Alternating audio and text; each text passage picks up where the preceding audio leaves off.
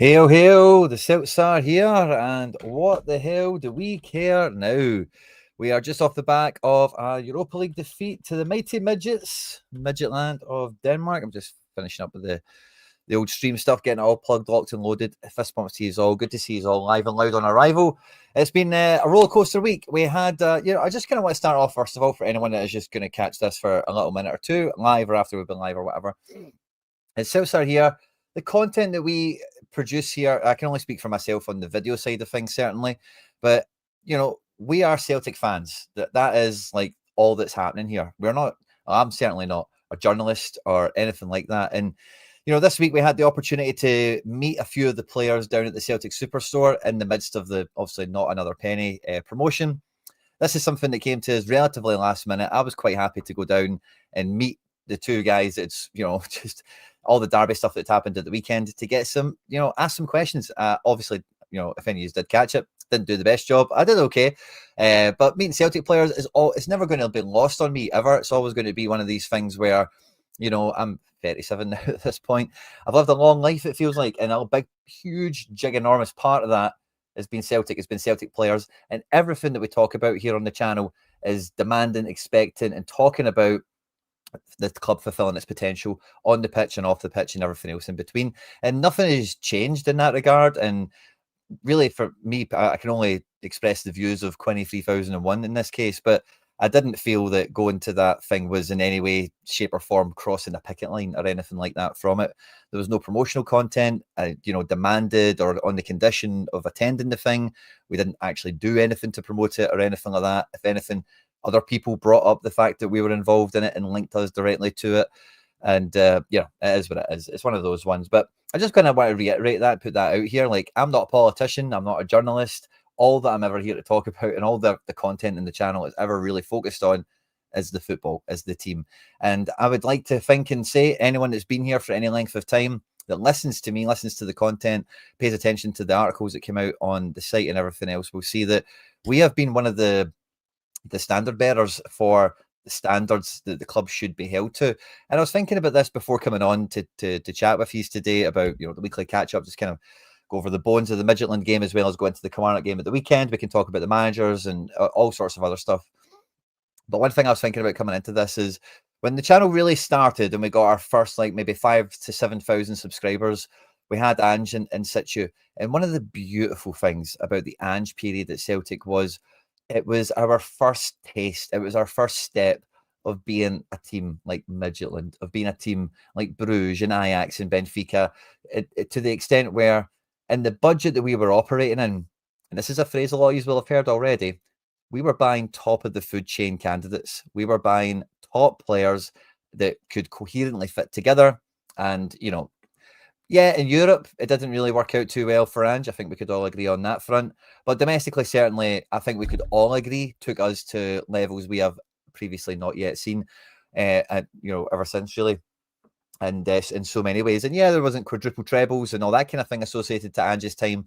But the style of football and how, we really did try to walk into the modern era of squad management and, everything that goes around, I guess, all the furore that's happening right now. And there's so many things I'm thinking about back then that like when all the stuff that every Celtic fan is talking about at that time, and then throughout a lot of that time, is just the winning on the pitch and all the stuff that is just kind of the norm a lot of Celtic fans would think of as over the last couple of years. We on this channel, we weren't happy. I think I'm probably the strongest critic online of everyone really that's been at the club, when we are looking at, some of the opportunities that we've had in certain matches and different opportunities that could be had. Because for me, number one, I think that's a fun thing to talk about as a Celtic fan. I think there's actually a lot to talk about because a lot of these things, I'm not making them up, and a lot of you guys, I know I'm preaching to the converted, because if you're a subscriber on the channel and you're here for this live stream, there's a high chance you've been here for a significant length of time and you get the channel and what we're all about and all the rest of it. But I just wanted to say, I don't know. I say I can only speak for myself and I don't want to make too much out of it or anything like that. But, there was no promotion made to the thing. There was no proviso on if you come and speak to the players, you need to get a selfie and put it on Instagram or I didn't do anything like that. I actually prepared some content to maybe and I've got it on my phone still. I've got like an intro of me saying like, this is kind of, you know, they're opening a superstore on 4:15 on a Tuesday in the middle of a merchandise strike or kind of thing. So I didn't even think about reporting on it from like just actual the fans' point of view, because we were invited to it. We were kind of been on the front lines of it all, as it were. How many fans would turn up, talk to the fans afterwards, and then because I just kind of got, Celtic have been lovely with us recently, and this is one thing that on the channel we are always after more access. Where we just, me individually, just want a better sense of what's going on at the club, what are the players like, who has the potential to kind of step through, who's pulling the strings in the background, who's maybe coming through in the youth teams and the B teams and all that kind of thing. And Celtic here was the first fan media account to launch any sort of strike action against Celtic. Celtic here, nothing to do with myself at all.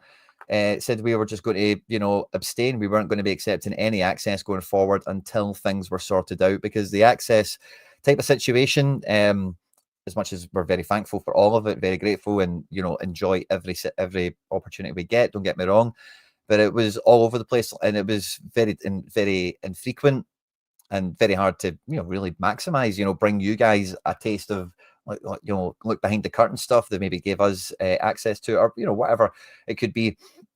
And so again, like, nothing on the channel has changed. Nothing, there's no, as I say, I don't feel there's a cross of the picket line situation here. So I just kind of wanted to put that out there and just have it, So if you're only checking this video for a couple of minutes, there you go. That's the kind of thoughts and feelings on all of that. And we came into the Midgetland game last night, and I'll just put the player ratings on for this because we're doing it live, just to get us going. You can't really see a guy if I do this. I suppose you can't really see Tierney too great with the chat there either. It's not too important. We can scroll around, but we can just start off with the player ratings, I think, coming out of this game, because they tell their own kind of story, I think, in a way as well, where it's not really a case of the opposition. Like, the opposition were good. We all seen the game, and they really did hold a mirror up to Celtic because like, whenever we come up against like the Bruges, the Benficas, the Ajaxes, the next kind of run up the ladder, you would probably say, in the football hierarchy, maybe something that the board will kind of quietly kind of whisper to themselves to justify or rationalize or excuse these types of shortcomings is, yeah, but Bruges have been in the Champions League, 10 times out of 12 or whatever it is. Like, you remember the minutes from the meeting was, Celtic have been to the group stages 19 out of 20 years, including the Europa League, etc. These teams, so they with other clubs that can boast that a bit more properly with Champions League entry, that's the kind of well, they've had just a bit more Champions League money than us, and they had Champions League for the last 3 years. So that made their windows a bit easier to do, and that's why they're ahead of us. But Midgetland, I'm pretty sure every occasion we've played Midgetland before last night has been in the Europa League or Champions League qualifiers at the very highest level. And have we played them in the Champions League group stage? Maybe like way back when. Maybe. But my point is, we've played them in the Europa League for certain when they've been Danish champions. This is not a team that is regularly in the Champions League. And I can't remember the last time they were in the group stages proper, never mind the new format. I don't think they were in it last year, certainly. And of course, they're not in it this year.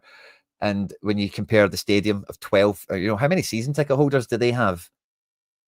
Like 10% of what Celtic have? What do they do on merch and shirt sales and all the rest of it? I'm going to say it must be like 2% of Celtic, so on and so forth. So for a team like Midgetland to really hold the mirror up to Celtic, I felt online there was a lot of backlash. There was a lot of people, I don't know if they were trying to get this feeling out there that, oh, wake up, Martin O'Neill isn't the answer out there, because fair enough, like, yeah, I guess that's true. And certainly on this channel, it's not something we've been kind of saying like Martin O'Neill for long term. But this was, it was very much on the writing was on the wall. Again, I reference it quite a lot because I like, if we make a video that can live a bit longer than a week to, live its life. But I did a Europa League preview when the fixtures came out. We're halfway now, be a great time to check it out. And this is a game that I think, all things being equal, you do go into Celtic away in Europe, especially regardless of really where the situation is, and you think anything better than a loss is a positive result. I think we could probably all agree on that. So to come out of this with a loss, it's not really beyond the pale. It's not really something, like I said, going into it on the preview. If we lose this and we lose it by a couple of goals, it's not really anything I'm going to be upset about for any longer than the aftermath of the game, just because it's sore to take and all the rest of it. Because we are disjointed, we are disconnected, we are gaining injuries by the game. And again, that's something we can talk about. And like, Braga to a certain extent, I don't think Braga are quite in the same scientific range as like Midgetland and a lot of these other clubs that we reference are, but they're certainly active players in the market. They've got some players we could certainly be interested in, maybe obviously Lagerbielke, formerly of Celtic. As it can be easy to beat Celtic, like if you, like again, I forget who I heard saying that. It might have been Celtic Way Boys this morning, but Celtic can be easy to beat in Europe. It's not, going away from home and losing to somebody like Midgetland 3-1. It's not a huge shock. And again, when you look at them, statistically, on successful actions, essentially, if you want to just boil it down to what we're seeing here on the numbers from 0 to 100, there's not massive amounts here. I think Francolino really stood out in this game as a prospect. He's been at the club for a couple of seasons. He's been one in the oven for them, as it were, over a couple of years. And yeah, we've maybe taken a few guys out the oven, but we don't really have that track record, or you don't really feel that we've had that consistent approach to putting more buns in the oven to get ready to come out. And again, I kind of referenced this in the preview before Iheanacho was confirmed, because there was those moments where Iheanacho might have went to like Mexico or something crazy like that. But the ones we've got in the oven right now, Johnny Kenny, Callum Osmond, and the lesser spotted Shin Yamada. We don't really, the Celtic fans, I think, and as a club, there's not really too much room to breathe. It's probably one of the slight advantages Midgetland have as the air quotes European minnow, is they're really out of the spotlight. There's really no massive pressure. Like if they get beat off a Copenhagen 4-2, like it's not anywhere near the Celtic. It's the same as Celtic, like drawing with Motherwell or something like that, So it's just a totally different life. It's a totally different environment. And that's why it's Celtic. And again, at Rangers, you can see plenty of examples of where this does backfire when you get it wrong.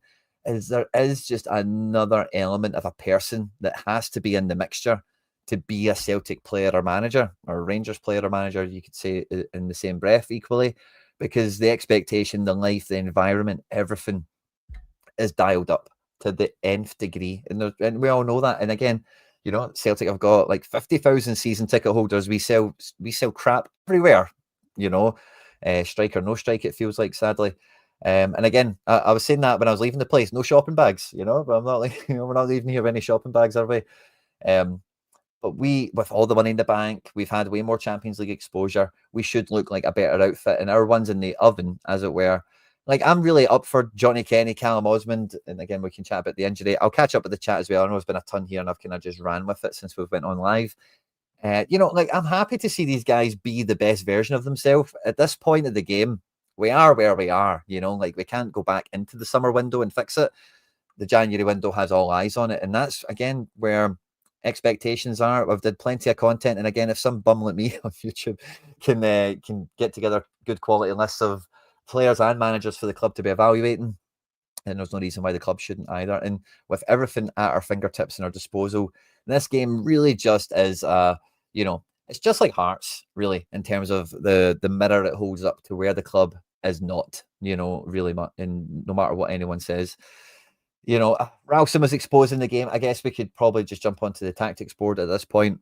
They did, it was funny because coming into the game, I did fancy them to really try and focus themselves down our left-hand side, their right-hand side. And I do think that the likes of Osorio and Mbabu, of course, Francolino was very prominent on this side of the pitch. That did happen. All the attention, I suppose, when it comes to the goals was how they did focus on our right-hand side coming down the left. And again, it's just that when you see games like this unfold, sadly, and the one thing that was good about the impact that we got from O'Neill and Maloney and co was the midfield togetherness. And again, the derby match at Hampden and in this game, I didn't really feel a presence in the middle of the pitch. And fair enough, these two guys, Bravo and Billing, the B&B, as it were certainly taking guests in the guest house. They were taking the ball off everyone. And they were doing really well. And again, when we previewed them, they were going to be very effective at being in amongst where the ball was, getting their foot on it and moving it to somebody else. And they all had shots on goal. I think they got like 7 or 8 shots away in the opening 10 minutes. They were just very good and very nippy at getting on the ball and moving it forward, which is really it's something that we have in our makeup. He just didn't really feel that we actually, we had that in the repertoire. It just didn't feel like it came to us in any way in this one. And it really did become a game of the back four on the edge of the box with a kind of retreating rest of the team, chasing shadows, trying to pick guys up. And some of the stuff was so explicit. Like the goal that comes is at the opening goal where they chip it to the back post for the header. There's like 3 guys back there. And again, we're live, so I've not got the footage to prepare. Sorry. It's just been one of those weeks, and this is how we're doing it. But, tactically, it was one of those ones where, like I said, the main thing I was really excited about with the interim regime that we got was the middle of the pitch was the battleground all of a sudden again. We wanted to get the ball into the middle. We wanted McGregor to get involved in the attacks, to break the lines, to be the guy that unlocks everything and makes things happen, because it's clear that Engels isn't that guy for the good things that he does do, similar to Negren. McGregor is the guy that needs to break the lines. McGregor's the guy that already has the team probably in a figurative way on his back in terms of being the leader and having to be strong and put the example out there.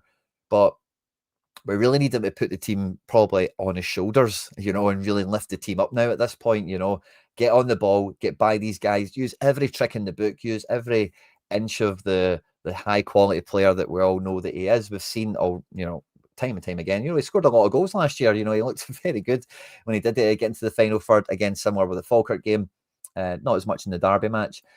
And I just feel that this was, for me, where the battle was kind of won and lost. They wanted to go out. They could do with the ball what they wanted. How many chances, how many good chances, quality chances did we actually make and bring into the game? Not very much. The halftime changes, I think Forest, I was surprised they started this game. I will take a pause and chat with you in a second, sorry.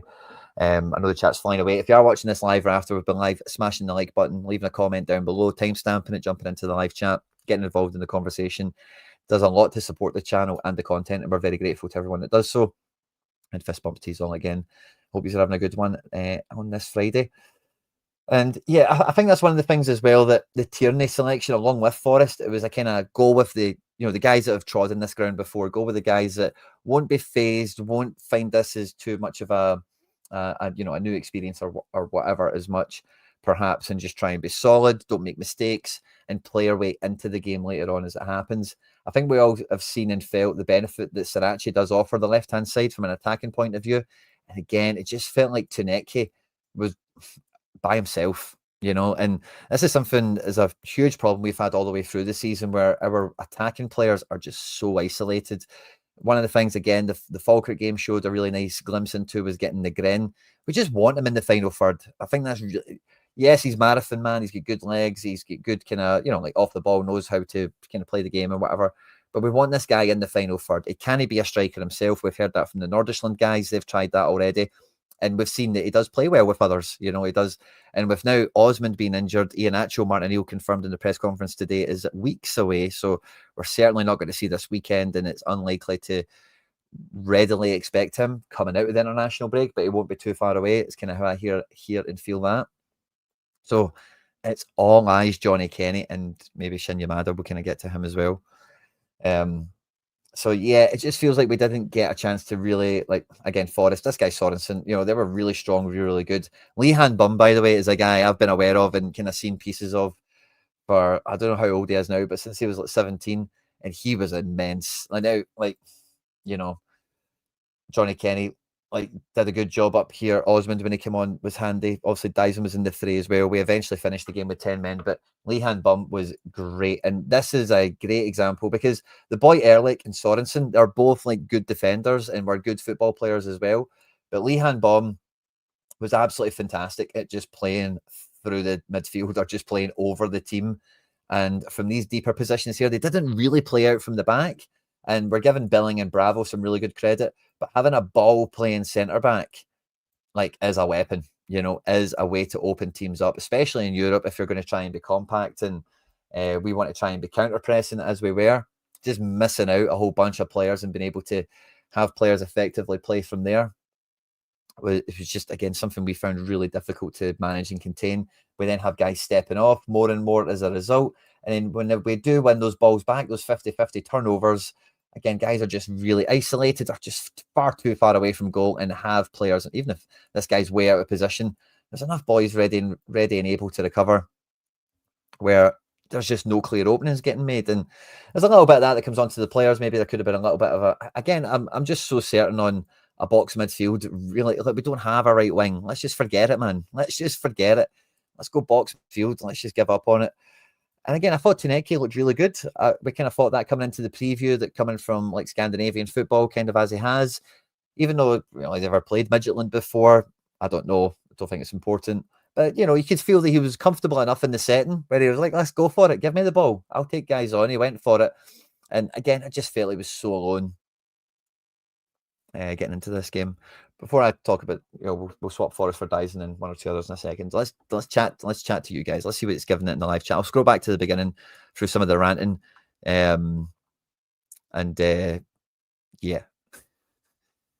picket line. I just couldn't think of any other way. Yeah, you took the invite. Exactly. That's what I'm saying.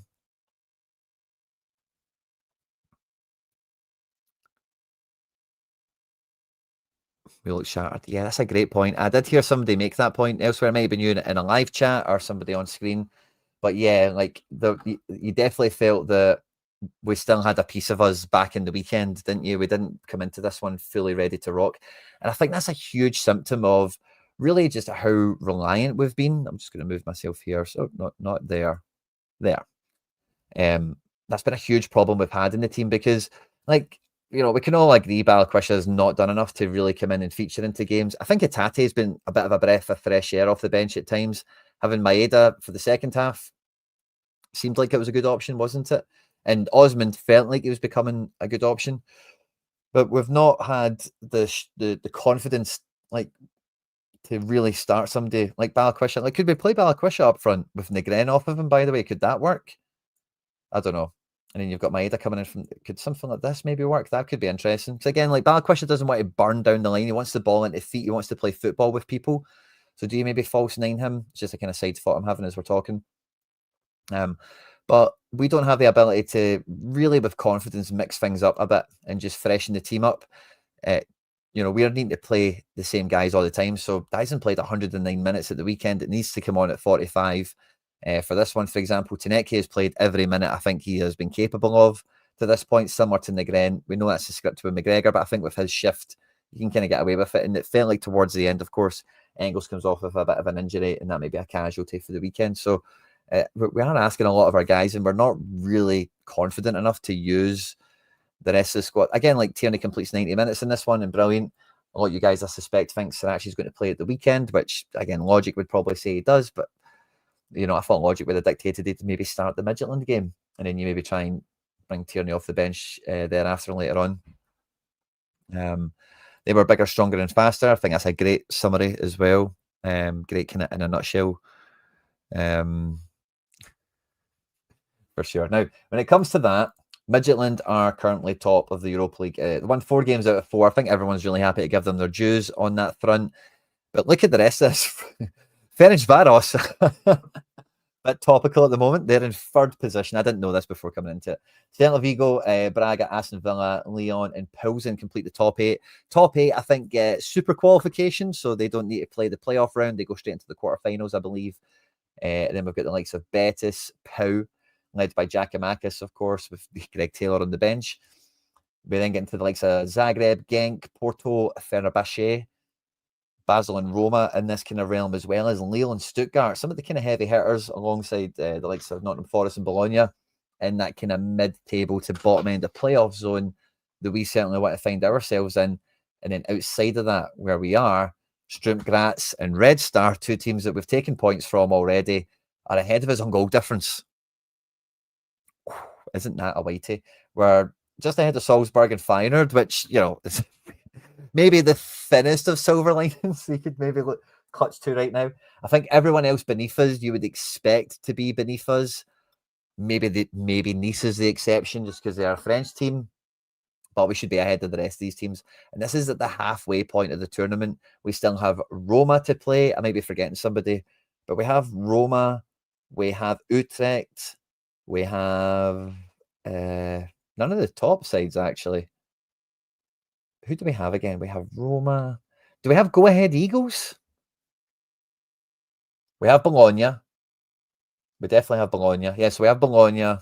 That's 3. I can't remember the 4th one. Bologna, Roma. I've forgotten another one. But yeah. Tough games to go. Very difficult. Utrecht. That's who it was. Utrecht, Bologna, Roma. Chat will help me. Feyenoord. We have Feyenoord as well, so that's a 6-pointer.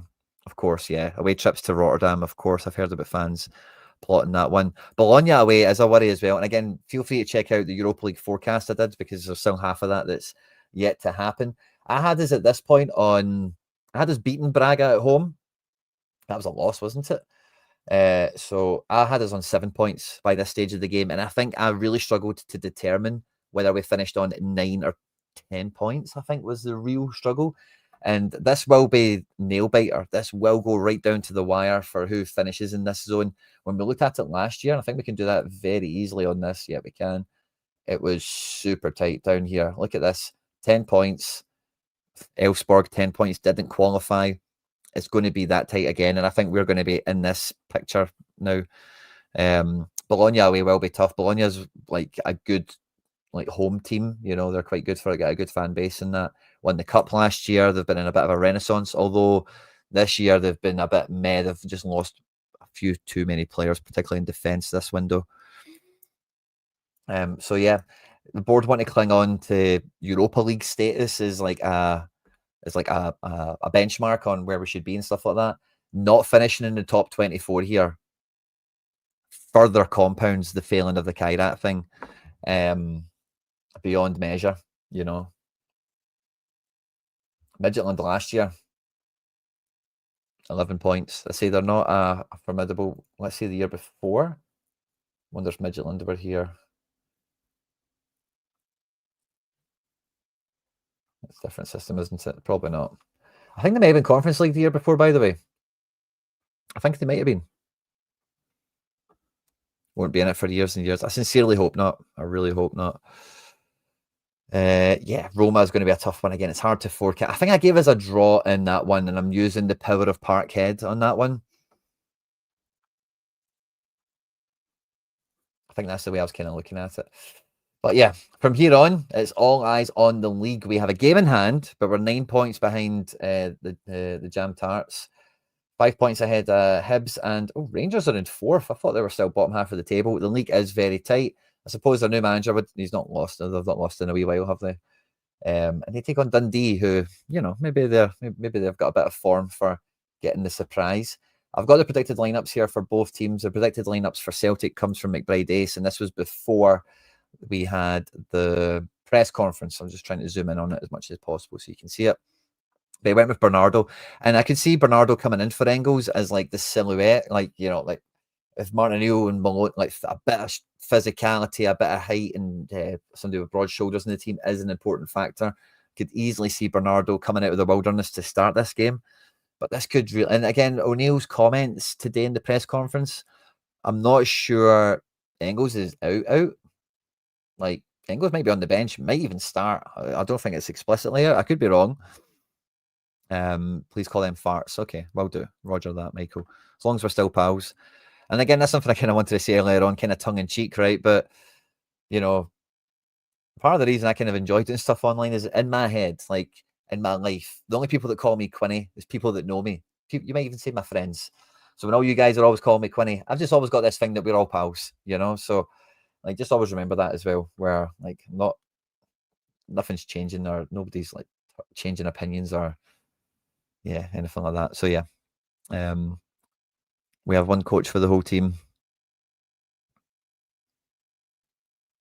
Kind of maybe missed it. Oh, if you're thinking about the NFL, kind of start. Yeah, and I think like Midgetland and other teams, like Midgetland, their head coach was so passionate on the sidelines, wasn't he? But you can tell and again, there's plenty of examples of this, is very much part of a team.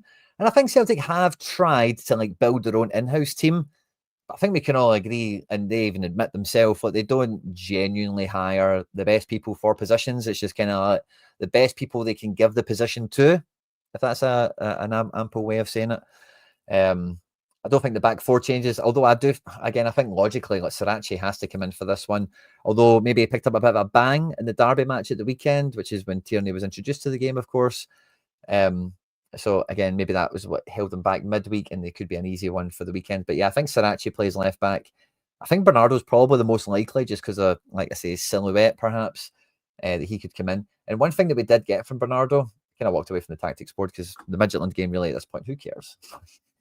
Can we just put Bernardo on? Sorry, Kenny came off for Osmond as well at halftime, didn't he? Before Osmond get eventually injured. But Bernardo, who we want to just put into the picture here. One thing he is really good at is like 1-2 touch. See what Billing and Bravo do? Bernardo can do that life. Bernardo's very good at that. 1-2 touch stuff, on the half turn, just play it forward, play it effectively, out of possession, out of the crowd to the guy in space. He's very good at, if you imagine like this being built on a training pitch with like, maybe there's 4 players with red bibs, and let's just say it could even be 3 Celtic players with bibs, and then you've maybe got neutral players on the outside. If you think of this as like a training exercise for a minute, I believe Bernardo would be a very great player in these tight situations, knowing where the free pass is, like in the training session and in the games we see it, with his head down, maybe half blind. He's not great at a blind cutting pass, which is maybe one of the criticisms I have of Bernardo, where he doesn't really like slice a team open down the blind spot, on the unexpected, on the disguise kind of pass. Those passes, Y Scout term them as a smart pass. They're one of my favorites. I think a lot of people call it a progressive pass or a line breaker or whatever. Bernardo's not really got that in him, but he's very good at, like maybe Negren roams into this space, knowing that that's the move. That's what they've worked on. And if he gets the ball in this little tight area, playing the ball here, and then really what the move is thereafter. So I think he could really add something into the midfield that we need. And again, that just really unleashes maybe McGregor to get back to what we've seen in the Falkirk game and be much more of an attacking base midfielder, much more on the front line. So yeah, again, just to kind of jump back from the Command game to kind of reference Midgetland game a little bit, and the little cameo we got from Bernardo, and it was a huge feature of his performance against Braga. He's very good at just facing one way, turning another. He can play backwards quite a bit. He does have a bit of that in him. The Brendan Rodgers syndrome, again, that's maybe a bit of a Portuguese thing as well. Academy, don't give the ball away, protect the ball kind of situation. But he's very good at, once he's over the halfway line, trying to turn and go forward. He describes himself as an attacking midfielder. Yeah, there's a lot of different Quinny names that are coming into the chat, which is brilliant. Roma are refereed differently. That's a great one.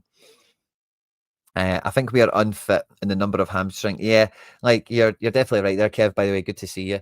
But there's no smoke without fire. The amount of hamstring injuries, issues, whatever, is becoming like revealing, probably, isn't it? Around something that's now shining a light on something. And again, some of the Midgetland guys were quoted as this in the aftermath or in the build-up of like, if you go outcome, was it process over outcome? Like Celtic run on outcomes. So because we win trebles, what we do is right.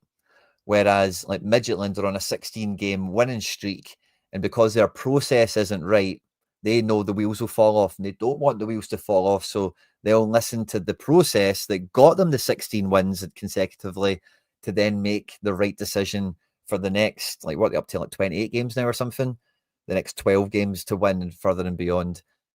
So their process over outcome, or I forget what the terminology is. You guys in the chat maybe know what it is, but our club is very much more outcome driven, confirmation bias driven of, well, we won the trophy, so we must be right. We are the geniuses. And as Paul, John, and Kev are the sort of guys that are quick to say, like, where's your hat trick against Rangers in the Hampden or whatever. And yeah, like, I think we see lots of great examples of teams that are running process. But both, and again, Podo haven't been in Champions League, so they're a good kind of example. But again, I was kind of I put this into the Axom chat earlier. Kev might have seen it himself. Not Telegram, sorry. What am I checking? Transfermarkt. The thing with Bodo in particular, if we can maybe half include the manager chat here, they don't spend a lot, and they don't really have mad success for me the way that Midgetland do and some of these other teams in moneyballing. A lot of their kind of, how do we see all transfers? All transfers.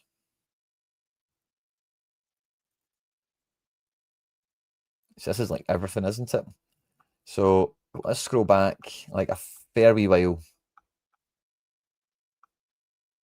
15, 16 is maybe a bit too far. As you can see, this is all free transfers. So let's scroll up until we start seeing some money here, right?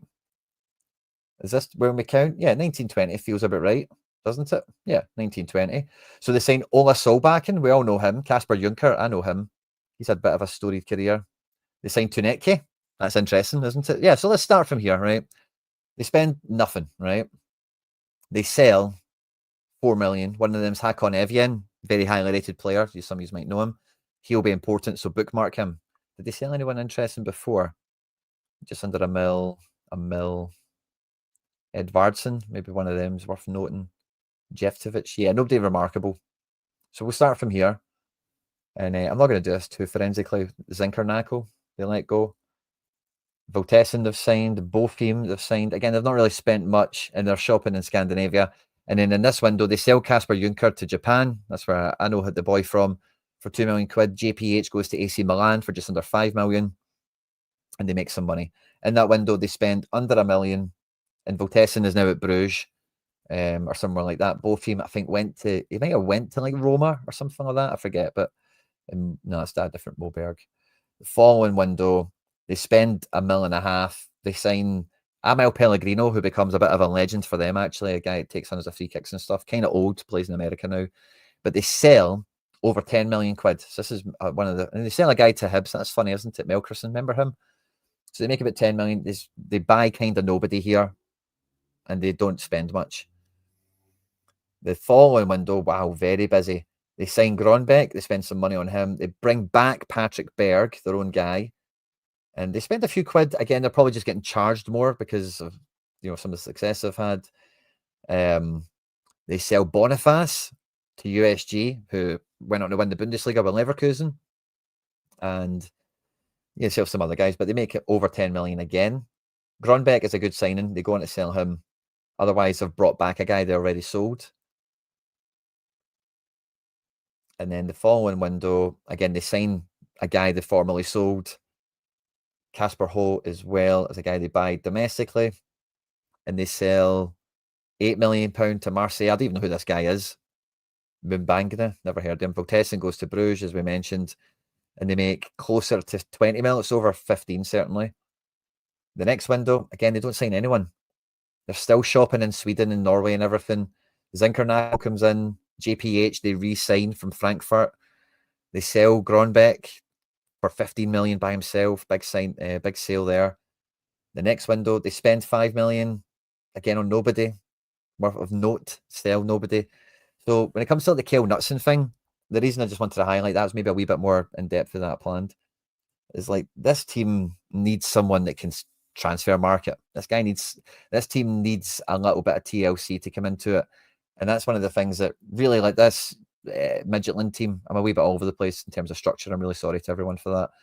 But they are built very coherently. They fit together. They can make... I was so surprised. This guy, Gogorza, did very well. But the boy Sims here, you can tell he looked good when he came on. I was so surprised he didn't play. Francolino and Cho, we were linked to this guy, of course. Played very well in the game. And they had just so many options to come into this game. Even Castillo off the bench and Paulinho, Usman Dial come off the bench at one point for one of their injured defenders. And on so many ways we were just behind the 8 ball. And yeah, he has moved. Exactly, Kev. And that's kind of like, is Knutsen. And this is kind of like, I did a video on the channel earlier this week called How Long is Interim? And I kind of wanted to float out the whole, like, what are we actually looking at situation here? Who is going to be the next Celtic manager? Who are the board looking at? And I don't think I did quite as good of a job of like summing it up in that sense of like, like is somebody like Kjell Knutsen. We know somebody like a Sean Maloney, maybe even a McKenna and Lee Carsley, those like coachy type guys. Do we really want them? Because like the board are probably just, you expect anyway, they're just going to go back to their confirmation bias and go, well, we know what we're doing. We win all the trebles and everything. Whereas if they got someone in that would,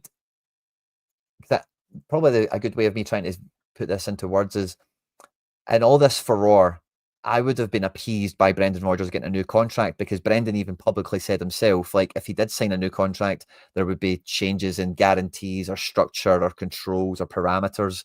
He did allude to that, if not outright say it. And I want a manager that brings that to the equation, where if that guy's coming in, you know he's got 20 million on standby. I hope it's something crazy like 30 or 40. We've got so much in the bank. I really hope Desmond is just wanting to give the big middle finger to Brendan. And again, so often on this channel, we're very much crossing our fingers and hoping that maybe the club's greed works to our advantage for once rather than against us. And they got that sniff of the Champions League money and they think, right, cool, well, we can spend 15 now because we're going to make 50.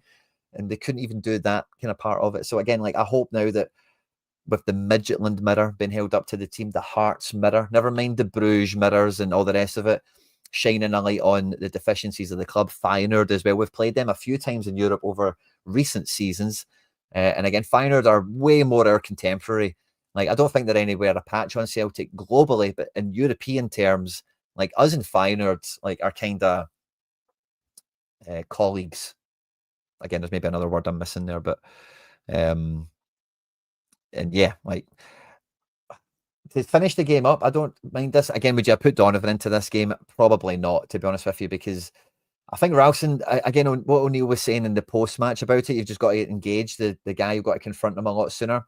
That's what we kind of want from Ralston. I don't know. He just played within himself for some reason. Don't know what happened there. But I did think it was kind of out of character. Ralston's normally no nonsense, doesn't really shirk the challenge, is always happy to engage. Maybe I was a bit cautious about giving away set pieces because they were set piece fiends. That might have been part of it. Also, the guys did skin him and I did rinse him, but a Basque player forced to make his career outside of Spain.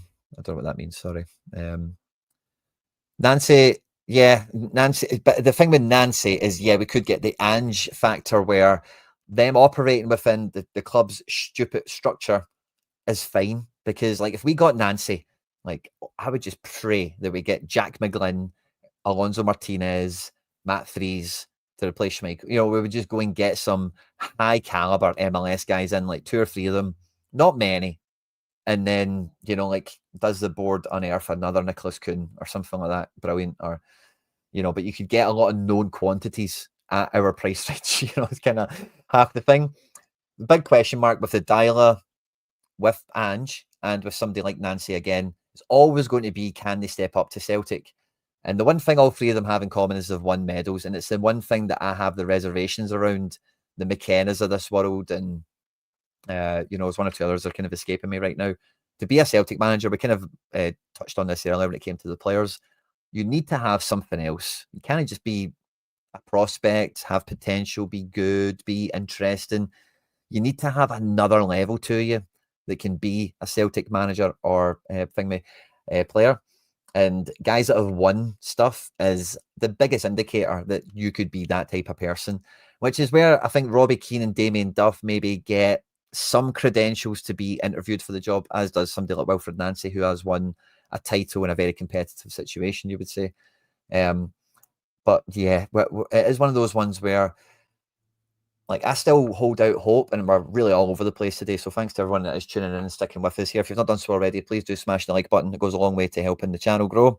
And we find some more Jungle Gyms to come and hang out with us as we pick through the bones of the Midgetland game, as well as begin to set up, I suppose, Celtic versus Kilmarnock this weekend. I'm not too sure we'll have a great predicted 11 for Kilmarnock on this. It might be a wee bit of heavy lifting to get it going. There was a wee update recently. And that doesn't look too bad, actually. It looks quite similar to what we had here. So what did we have for Kelly on inside? I think that's not bad, by the way. I think that's quite close to a good guess at what the Kelly team will be at the weekend. A back 5.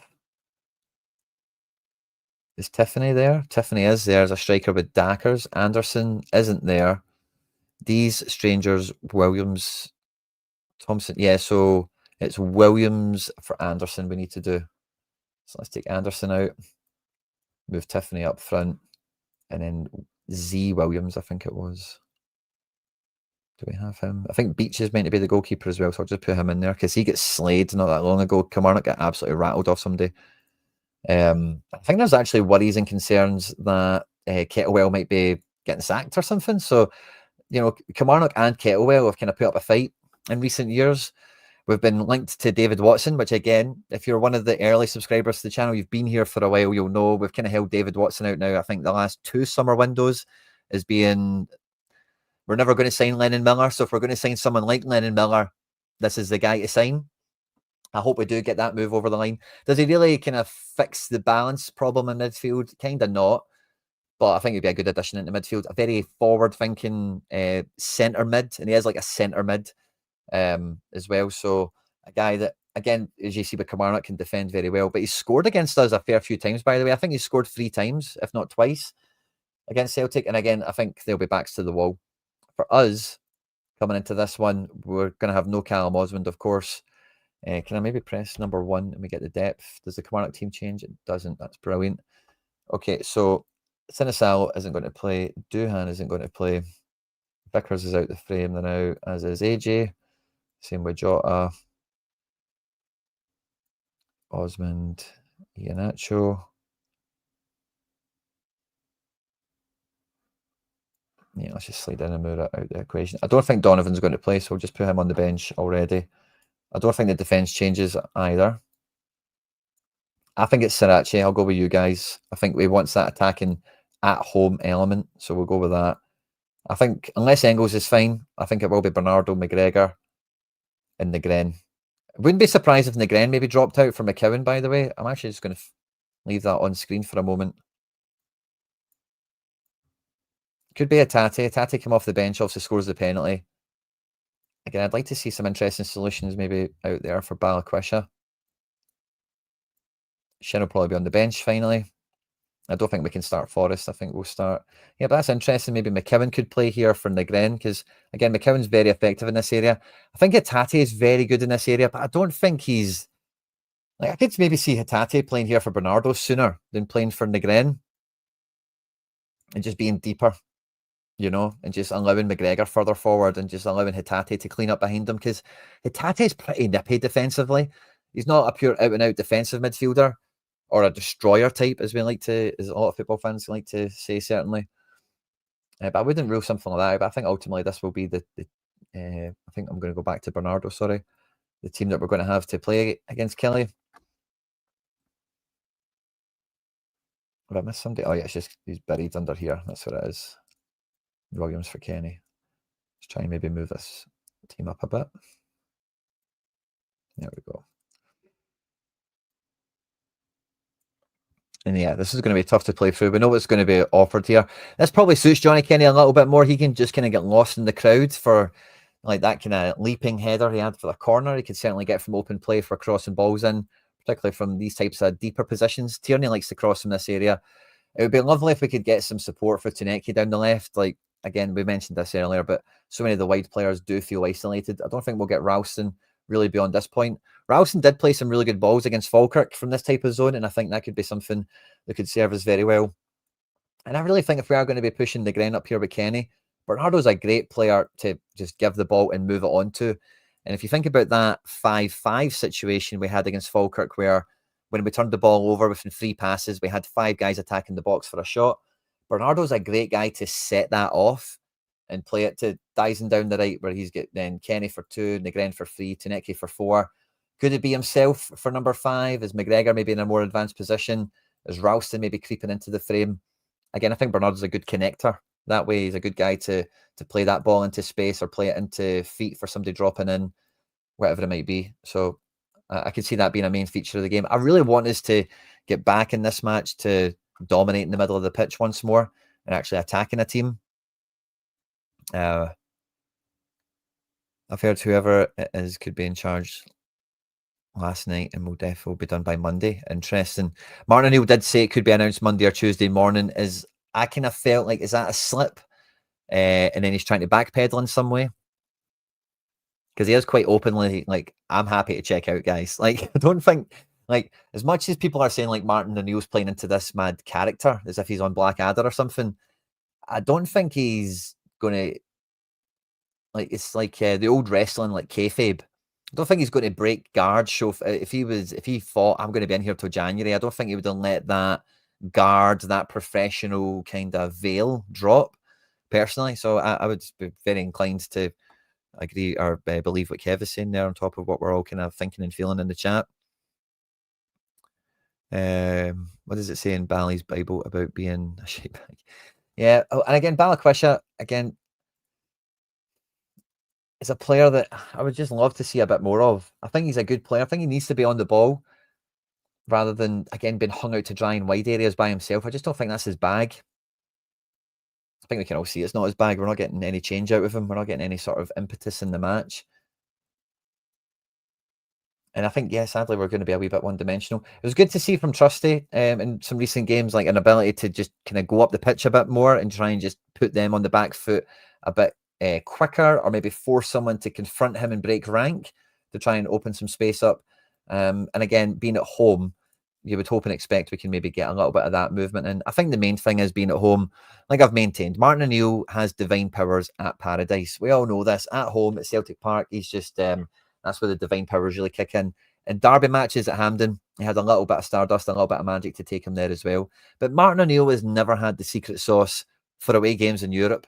And like I mentioned on the preview, the Martin O'Neill era really is the genesis of the Celtic can't win away in Europe stigma or stereotype or whatever it might be.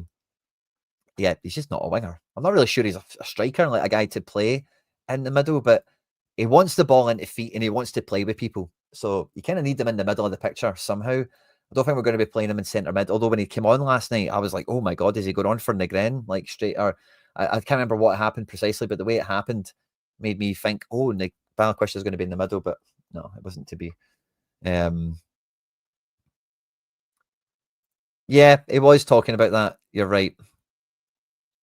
He was talking about that.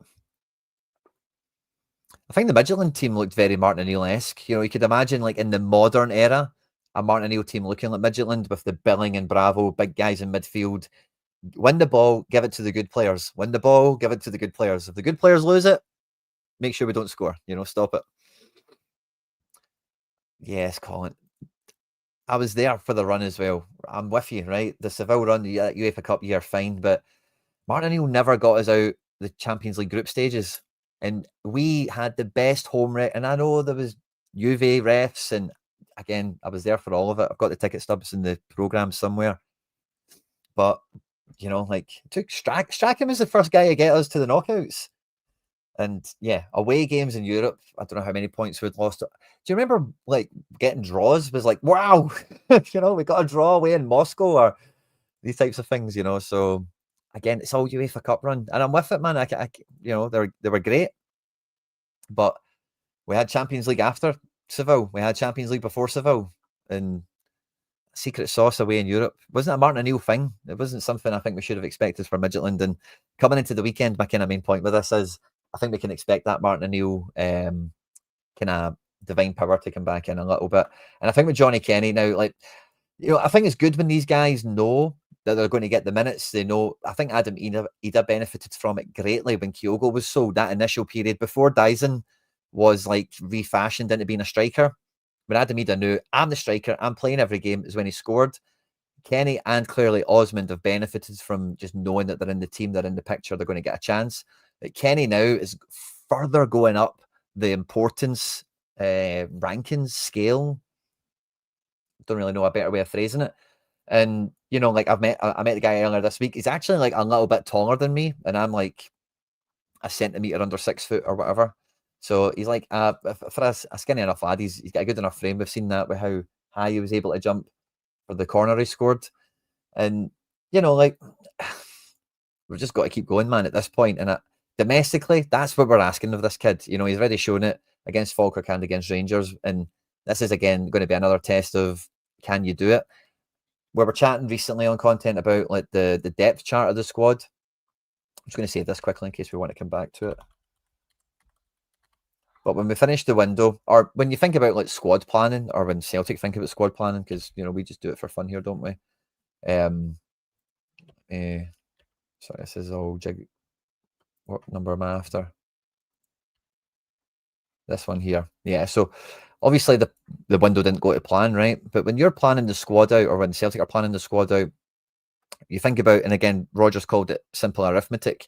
You sell Kyogo, who's worth 25 goals. You sell Kuhn, who's worth 1 million goals. You sell Adam Ida, who was worth some goals as well, so on and so forth, and you don't replace them. Like, how many goals do you expect out of this team? And Johnny Kenny, I think, in any real light of being in the Celtic team, you would say he is earning his crust by contributing somewhere in this 8-goal region. If he could get to 10, fantastic. If he finished on 6 or 7, I don't think anyone would complain.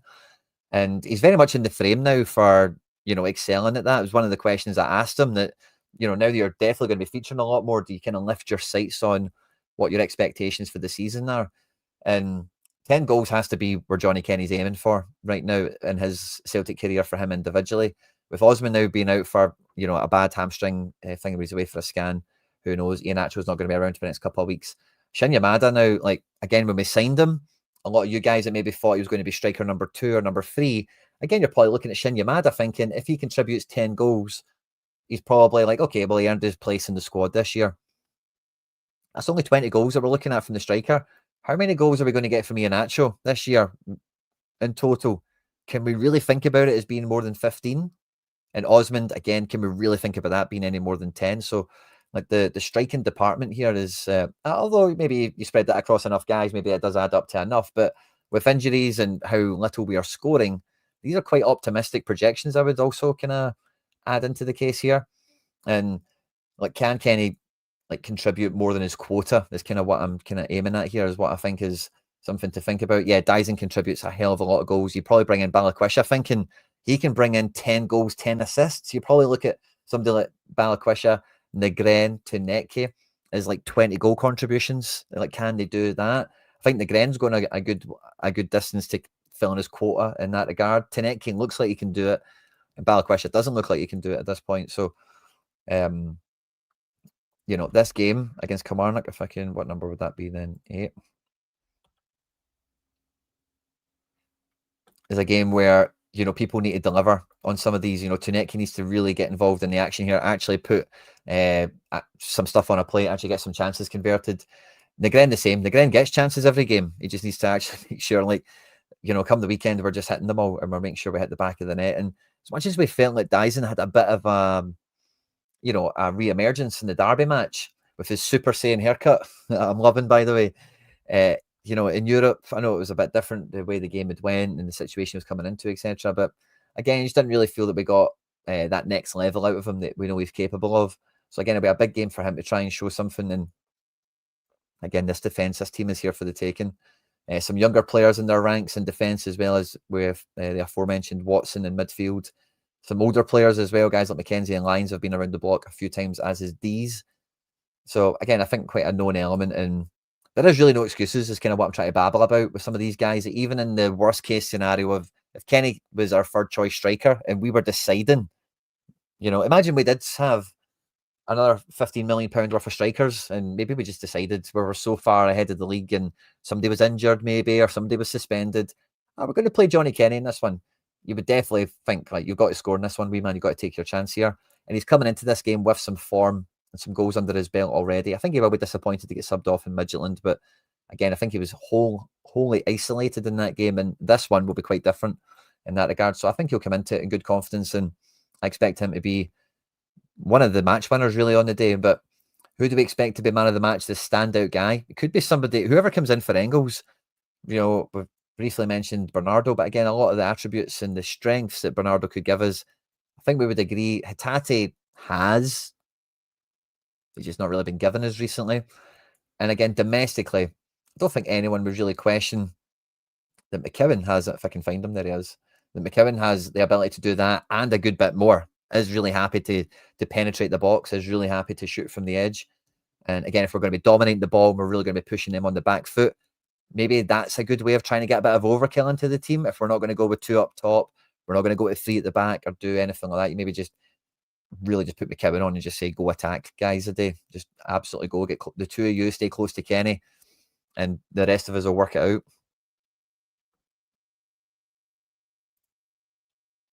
Yeah, and Taneki tries. Taneki's got the ability to get to the level. We've seen that Gorgoza last night.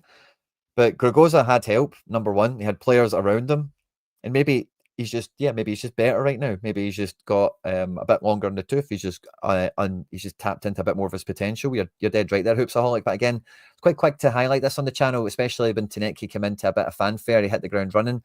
It was maybe like that's like where he's at. We're getting the best of him right away, and we're going to get this every week. But it's It's looking good. It's different. It's something that we need. Someone that can dribble, take a man on, but he can't beat everybody by himself. He's not got those Palma shots from range, and he's got more in him than Yang and Telios and all the rest of them that have came and went over recent years in terms of dribbling and taking a man on. You would think it's quite close to Jota in terms of like how Jota looked on arrival. I think Jota was way more clinical when it came to being in these types of zones here. I think Taneki could do with a wee bit better. Maybe it's just practice. Maybe it'll come in time. Maybe it's decision-making technique. But he could just do a little bit better actually completing the actions he's involved in. He's good at getting them going, but he can't beat 2 or 3 guys. That's not any mad shade. It's a little bit team structurally as well, where he does look better when he's got people around him. It doesn't really have numbers to back him up. You're right. But I think when you watch him, you can see he's a talent. He's got a good technique. And I think he's a guy, like, again, if you put players around him, he gets better. He's more effective and it works better. So I think he will come good. Again, maybe Jota is not the comparison. Maybe it's a bit more like Kun. It's kind of similar to Kun's arrival, although Kun didn't have the positive vibes around him from the fan base that Taneki's got. But again, it's maybe, similar. I think he'll come good. I don't think there's much discussion around that. Tate comes in. Yeah, I can see it. He definitely has a kind of seniority in the midfield. But again, I don't know. I'm just kind of drawn to the silhouette of Bernardo coming in here for Engels. I think the management team, the interim regime, will see that as part of the recipe that worked for the Falkirk game. So that's just my kind of hunch. But it's a straight 3-way tie, I think, between all of them. And yeah, it might even still be Engels that plays, Yeah, it's a hard one to call. I think if it was Rodgers, you would, you've not been a fan. That's fine.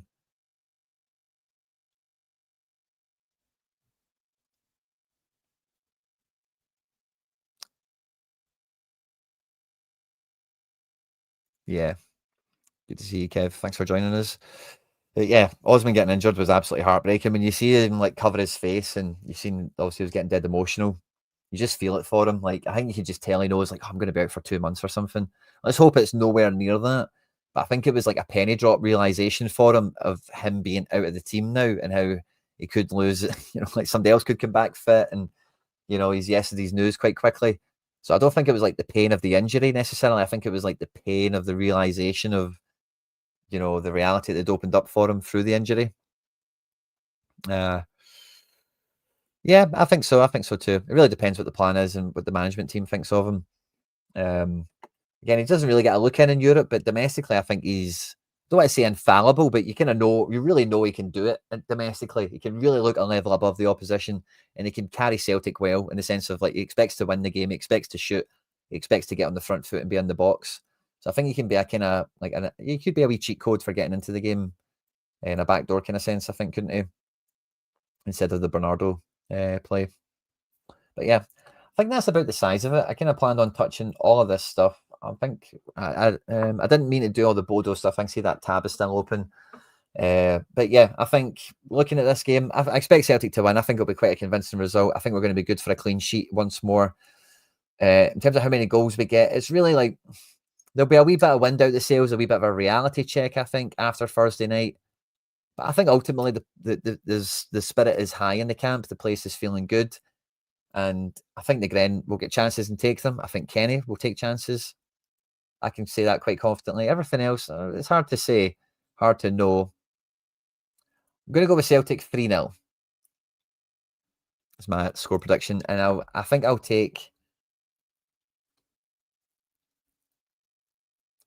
whoever plays in this questionable position to be the talk of the town afterwards, whether it be McKeown, Bernardo.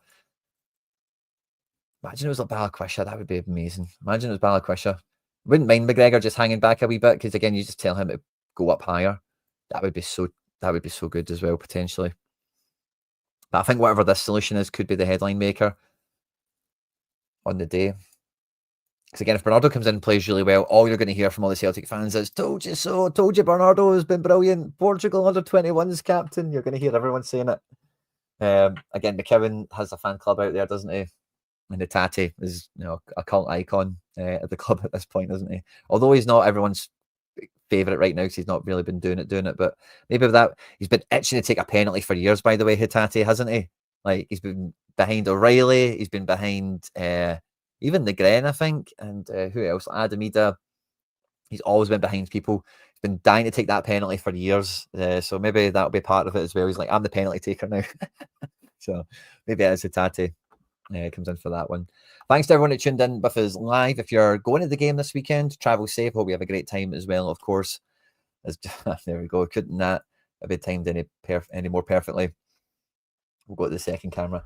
If you watched this live, really appreciate you all hanging out with me today and contributing to the live chat. It's been a lot of fun. If you did enjoy the show, please do hit the like button. It does help a lot with supporting the content. As I've mentioned probably too many times on this one, hit the subscribe button, of course. Have a great weekend. And when I end the stream, the live chat will close. The comment section will open.